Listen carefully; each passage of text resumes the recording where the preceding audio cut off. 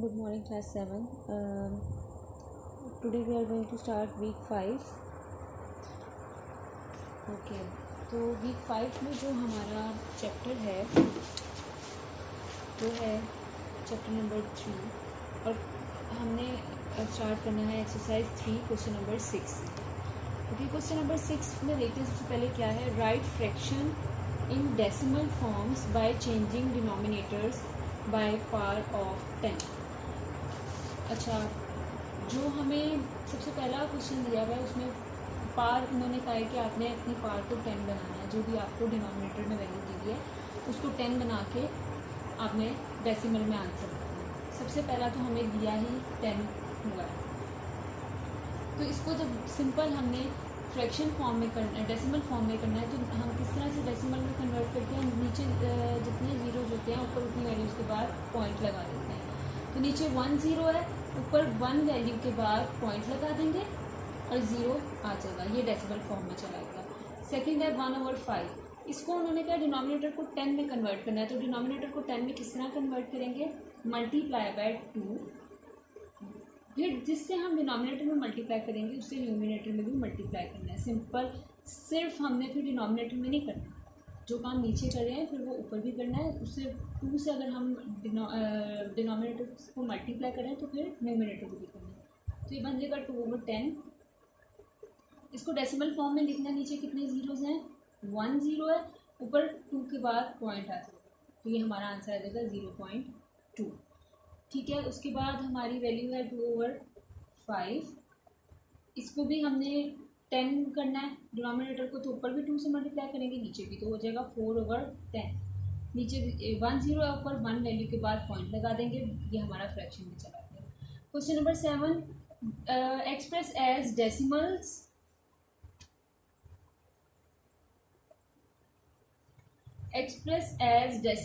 Bye division. अच्छा, 2/5 दिया था, इसको डिवीजन से हमने डेसिमल में कन्वर्ट करना है। डिवीजन आपने साइड पे रफ वर्क में कर लें बेशक। जो नीचे वैल्यू दी हुई थी उसको आपने बाहर रखना है और जो ऊपर न्यूमिनेटर में दी गई है वो उससे आपने उसको डिवाइड करना है नीचे वाले नंबर से। डिनोमिनेटर से डिवाइड करते हैं, न्यूमिनेटर को अंदर डिवीजन वाले अंदर रखते हैं। अच्छा, अब इसको अब हमने सॉल्व करना है। 5 के टेबल में 2 तो नहीं आएगा ना, तो उसके लिए हम यहाँ पॉइंट लगाएंगे और यहाँ 0 लगा देंगे। 5 4 20, तो हमारा आंसर आ गया 0.4। इस तरह से हमने इसको सॉल्व करना है। फिर 17/5 दिया हुआ है, तो 5 को बाहर रखा, 17 को अंदर से, 5 3 15। फिर यहाँ से 2 आ गया, पॉइंट लगा के 0, 4 5 4 20 आ गया। तो ये हमारे पास आंसर क्या आ गया, 3.4। इस तरह से आपने डिवीजन मेथड में इनको सॉल्व करना है सिंपल तरीके से। ठीक है, मतलब आपने जो वैल्यू आपको दी हुई है उसको आपने डिवीजन मेथड में साइड पे सॉल्व करके जो आंसर आता है, जो हमारे पास इसको सॉल्व करके आंसर डिवाइड करके आंसर बचता है, वो हमारा आंसर है। और इसको कुछ भी नहीं करना, सिंपल डिवीजन मेथड से करना। जो भी डिनोमिनेटर दिया होगा उसको बाहर रखा और जो न्यूमिनेटर है उसको अंदर रखा, सिंपल डिवाइड कर दिया। उसके बाद हमारा जो नेक्स्ट है क्वेश्चन है वो है क्वेश्चन नंबर 8। अच्छा, इसमें उन्होंने आपको कुछ डेसिमल टर्मिनेटिंग डेसिमल्स दी नहीं है। आपने उनमें से मतलब कुछ डेसिमल्स उन्होंने आपको दी नहीं है वैल्यूज, उनमें से आपने बताना है कि टर्मिनेटिंग डेसिमल्स कौन कौन सी हैं। तो उसके लिए मैं आपको बता देती हूँ कि उसके लिए आपने इस से करना है। बुक से देख के आपको बुक से देख लीजिए, मैं आपको बुक से बताती हूँ। एक्सरसाइज 3 में अच्छा, टर्मिनेटिंग डेसिमल्स होती क्या है। टर्मिनेटिंग डेसिमल्स है फाइनाइट नंबर ऑफ नंबर्स। ठीक है, मतलब ये कि डेसिमल प्लेसेस होती हैं वो एक जगह रुक जाती हैं, मतलब चलती नहीं रहती, फाइनाइट होती हैं। उनकी डेसिमल प्लेसेस लिमिटेड होती हैं। ठीक है, जैसे 0.428 0.223, मतलब वो स्टॉप हो जाती हैं। लेकिन जो नॉन टर्मिनेटिंग होती है ना वो चलती जाती हैं, 0.2323 या 0.333333 लाइक दिस। ठीक है, तो जो उन्होंने हमें दी है उनमें से आपने बतानी है कि टर्मिनेटिंग डेसिमल्स कौन सी हैं और नॉन टर्मिनेटिंग कौन सी हैं, उनको भी आपने इसी मेथड से डिवाइड करके देखना है, तो आपको पता चलेगा कि इनमें से टर्मिनेटिंग कौन सी बन रही हैं और कौन सी नॉन टर्मिनेटिंग है। तो इसको आपने डिवाइड करके देखेंगे। वैसे आप जैसे 13/4 दिया हुआ है एक वैल्यू, फर्स्ट वाली जैसे वैल्यू दी हुई है 13/4, आप इसको सॉल्व करेंगे, 4 को बाहर रखा और 13 को अंदर, 4 3 ज़ा 12, 1 आ गया, पॉइंट लगा के 0, 4 2 ज़ा 8, फिर 2 आ गया, फिर 0 लगाया, 4 5 ज़ा 1, ये ख़त्म हो गई, ये टर्मिनेटिंग डेसिमल। इस तरह से आपने इनको करके देखना है कि इसमें टर्मिनेटिंग डेसिमल कौन सी हैं, और जो चलती जाएंगी ना, जो जैसे 2 5 है तो 2 5 2 5 2 5, यहाँ 5 5 5 5 5 वो चलता जा रहा है, तो वो नॉन टर्मिनेटिंग होंगी, उसको आपने लिखना। अच्छा, उसके बाद क्वेश्चन नंबर 10 देखिए, express the following decimals as fractions. अब उन्होंने डेसिमल नंबर दिए हुए, उनको आपने फ्रैक्शन में लिखना है। 0.25 दिया हुआ है, इसको आपने लिखना है फ्रैक्शन में। किस तरह से लिखेंगे? सबसे पहले तो हम क्या करेंगे, पॉइंट रिमूव करेंगे, पॉइंट रिमूव करके पॉइंट के बाद जितनी वैल्यूज़ आती हैं 1 के साथ नीचे उतने 0 आ जाते हैं, तो ये वैल्यू बन जाएगी 25/100, ठीक है, ये वैल्यू बन जाएगी। अब इसकी कटिंग हो रही है तो आप इसकी कटिंग कर दें, इसको और सिंपलेस्ट फॉर्म में लेते हैं। अगर कटिंग नहीं हो रही तो यहीं पर क्वेश्चन या आंसर आ जाएगा।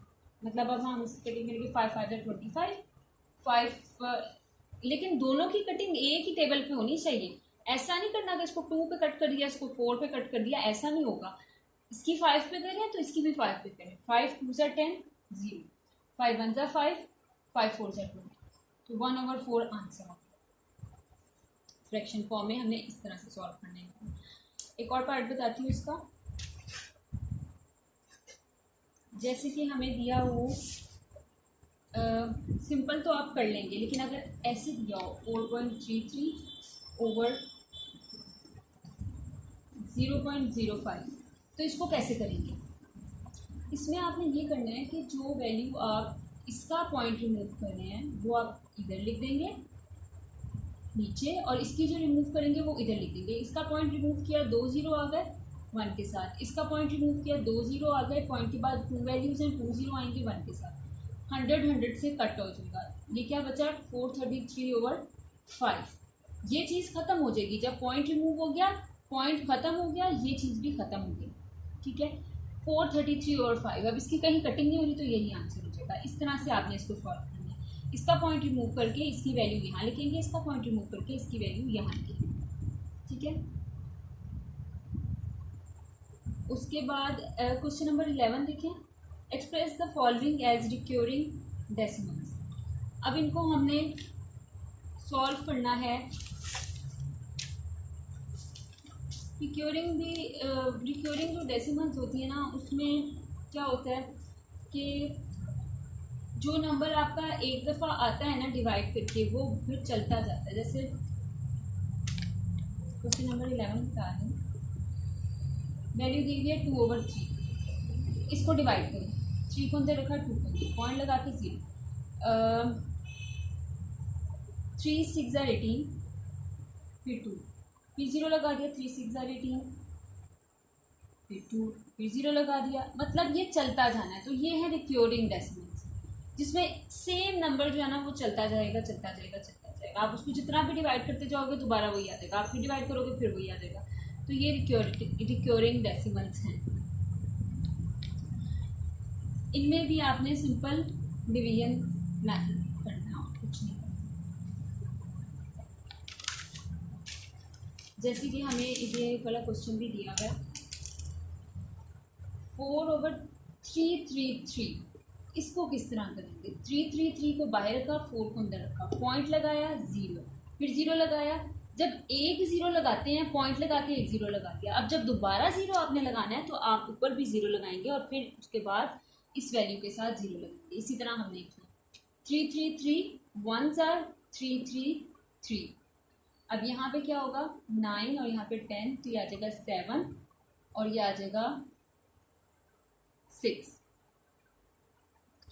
ठीक है।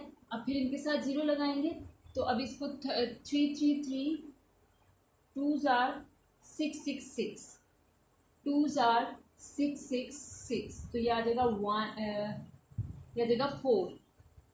फिर हम ज़ीरो लगाएंगे, ठीक है। एक ज़ीरो हमने लगा दिया, फिर दूसरा ज़ीरो लगाने के लिए ऊपर ज़ीरो लगाया और फिर यहाँ ज़ीरो लगाया। 333 1 ज़ार 333, मतलब वो सेम फिर चलता जाएगा, फिर 1 2 0 आ जाएगा उसके आगे। तो ये कौन सी डेसिमल्स होती हैं जो सेम नंबर में रिपीट हो, उनको रिकरिंग डेसिमल्स कहते हैं। तो ये इस तरह से आपने क्वेश्चंस करने हैं, या आपने बार करते नहीं जाना। जितना भी मतलब एक दफ़ा रिपीट हो गया, आगे भी वही रिपीट हो रहा है, तो आपने आगे इस तरह डैश की फॉर्म में लगा के इसको लिख देना उसका आंसर, ठीक है। उसके बाद question number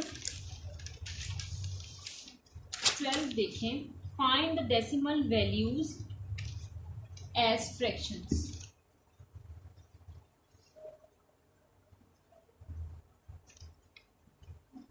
find the decimal values of fractions. Fractions की डेसिमल वैल्यू फाइंड करनी है आपने। 4 1/6 हमें वैल्यू दी हुई है, तो हमने डेसिमल फ्रैक्शन, इनको जो है फ्रैक्शन फॉर्म में करना, ठीक है। इसमें इसको सबसे पहले इससे मल्टीप्लाई करते हैं और जो आंसर आता है उसमें ये नंबर ऐड करते हैं। इस नंबर को इससे मल्टीप्लाई करना है, जो आंसर आएगा उसको इसमें ऐड करना है। 6 4 24 और 125/6, ठीक है। 25/6 आ गया। अब इसको आपने क्या करना है, डेसिमल फॉर्म में कन्वर्ट करना है। किस तरह करेंगे, आप साइड पे इसको करके देख लें डेसिमल में क्या आंसर आता है, और जो वैल्यू रिपीट हो रही होगी उसके ऊपर आप बार डाल दें। 6 4 ज़ार 24, 1 पॉइंट लगा कर 0, 6 1 ज़ार 6, फिर 4, फिर 0, फिर 6 6 ज़ार 36, फिर 4, फिर 0, फिर 6 6 ज़ार 36। तो हम इसको किस तरह से लिखेंगे, 6 अब रिपीट होने लगा है, अब वो रिपीट होता जाएगा, तो आप 6 के ऊपर बार लगा देंगे कि ये आगे सारा यही है। जो चीज़ रिपीट होती जाए उसके ऊपर बार लगा देते हैं कि अब ये ही रिपीट होता जा रहा है, आगे नंबर और डिवीजन नहीं होगी। तो इस तरह से आपने आंसर लिखना। उसके बाद क्वेश्चन नंबर 13 है। Henry had a piece of cloth measuring 674.95, he cut off 217.43।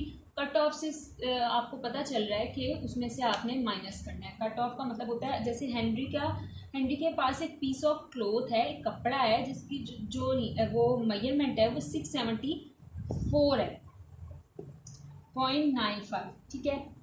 उसने उसमें से 217 जो है 217.43 जो है वो कट कर दिया, माइनस कर दिया, तो बाकी कितना बच गया। सिंपल इसमें आपने सब्ट्रैक्शन करनी है और इस क्वेश्चन में कुछ भी नहीं करना।